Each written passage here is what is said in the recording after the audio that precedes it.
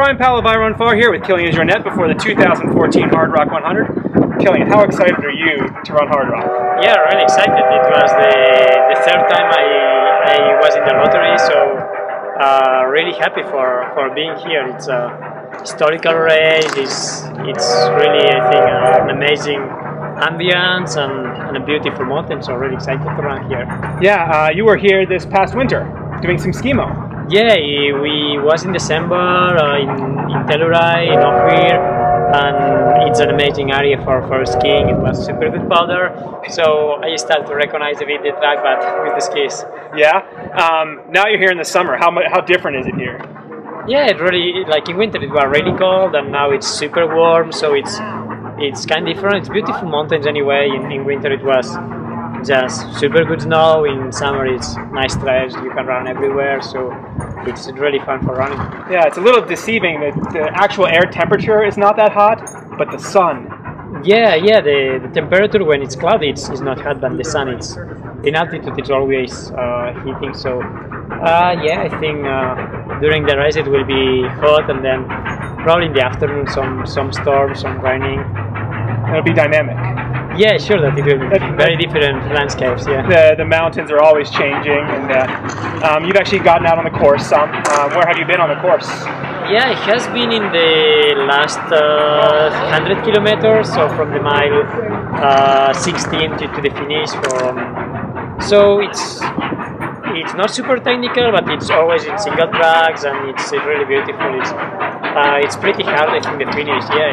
Yeah, with the altitude too, so it will be a big challenge to finish. Yeah, I mean, normally you do run to win and race fast. Are there races where you go into it thinking, "Am I going to finish this?" Yeah, all the long races you need to think that you need to finish first, because it's never do. You can be in good shape, you can be strong, but you can have a lot of problems, injuries, and stomachal problems. So it's very important to keep calm and just try to finish. Is that your goal for a race like this? I mean, if things were to go wrong, I think it's the goal is to finish, and then of course if you are in shape and you finish, probably you finish in a good place. So the goal is to come here in Silverton after some hours, and if it can be in the first position, it's better, but it will be a big battle. Because you had some problems at Diagonal de Fouillet last year, yes? Yeah, it was just after Europe, and I'm not a road runner, so I had some problems in my knee to run in the road. So this year I haven't been running in the road, so I hope my knees will be fine. Yeah. You are obviously one of the favorites to win this race and to run strong. Not the only. No, but one. That's why I would say one of the favorites. There's a great field here. In addition to beating the other runners, do you also think about going for the course record? It's very fast, 23:23. Does that cross your mind, or are you just here to win? It's not in the mind, the record, but probably I think if people start strong, I think the records are beat when the races are fast, and it's a good field. It's many people that are able to run, I think, in under 24 hours this year. So probably if the race starts strong, and it's we will see in Norway if we are in the times or not. But probably, I think one of the top 10 athletes will be in the record time. Yeah, and if you were, say, 30 kilometers or 20 kilometers out and you knew you were close, would you go for it? Yeah. Would that motivate you? Yeah, sure. That I think the race, it's like just going easy to Uri, and then it's when you start to think about the race, about the record, or about winning. So until Uri, it's just going, and then is when you can start to think about that. You've now run a lot of races in the United States.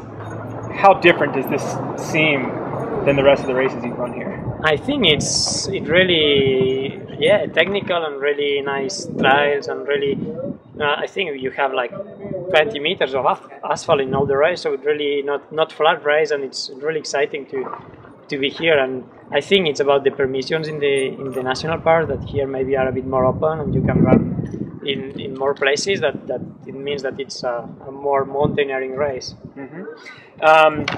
One of the key aspects of this race is the high altitude. Do you have any tips for people like Jordi Saragossa who may be suffering from the altitude? Because you travel from sea level to altitude a lot. How do you get through that?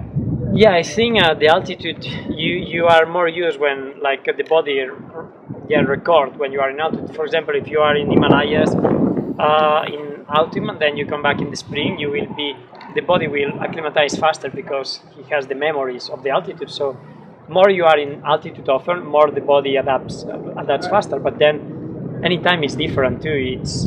You can have altitude sickness every time, but it's important to drink a lot and to don't push much, to just stay in altitude, not do much intense exercise. Do you ever have problems with altitude? Because we always see you as being superhuman and going to all these extremes. I'm lucky I've never pain in the heat or things like that, but of course when you pass the 5,000, 6,000 meters, you start to go really slow. It's more that you are like a bit drunk and you are a bit tired. Yeah. But no 5,000 meter peaks here, so. No, but still. Yeah. Oh, sorry. Still, it's a lot of passes in 4,000, so it's never that you feel the altitude, but after hours you start to feel that you don't go as fast as you run normally. You're the same effort, but you're slower. Yeah, it's just that. Does it ever negatively affect your stomach, the high elevation? Not in the stomach. Normally, when you are in high elevation, you eat less because you are less hungry, but in the race you need to force yourself to eat. Yeah, so you'll do that. Yeah. Is there anything particular you're excited about for this weekend? Yeah, it's just the race. I think it's just all about the town. It's really iconic. The people, all the organizers, all the volunteers. It's really beautiful ambience. It's not a race. It's just a party. Just to being here, to being in Hardrock. It's just amazing. Yeah, and this one amazing thing about this year is the depth of the field, especially the top 5 or so. And these are people you run with at other races before. Are you excited to be out there with Seb and Julien and Dakota? Yeah, sure. It's so many people. It's Timmy. It's Dakota, Julien, Seb, Kaburaki. It will be I think we will run together for a long time. So I'm waiting for that. Do you expect you guys to be talking away? Yeah, of course. We are in these mountains, so we need to enjoy the landscapes, and we need to. Yeah, it's a long race. It's like a long run. It's a long training, and then people don't go for the victory as in a short race that it's from the beginning. But I think here is more just running, and then the people that are stronger, they just keep going, and the people that are less strong, they just start to think to finish, so slow down. Nice. Well, best of luck and enjoy the Hardrock 100. Thank you very much. An actual one bonus question for you, Kilian. Been seeing great pictures that you take here in the San Juans and all over the world. Is that something that you embrace? Like, what is your relationship with photography? I'm not a good photographer, but I just like to take the moments and to take pictures, is to share and to put my eyes in the other person. So it's about that. I mean, I think in some ways your obviously your athletic accomplishments inspire a ton of people, but you sharing the mountain through your photographs does the same thing. Yeah, it's important to share. I think to communicate, to learn, and to give and to take. So, seeing photography, it's a part of that. Well, thank you. Keep sharing. Thanks.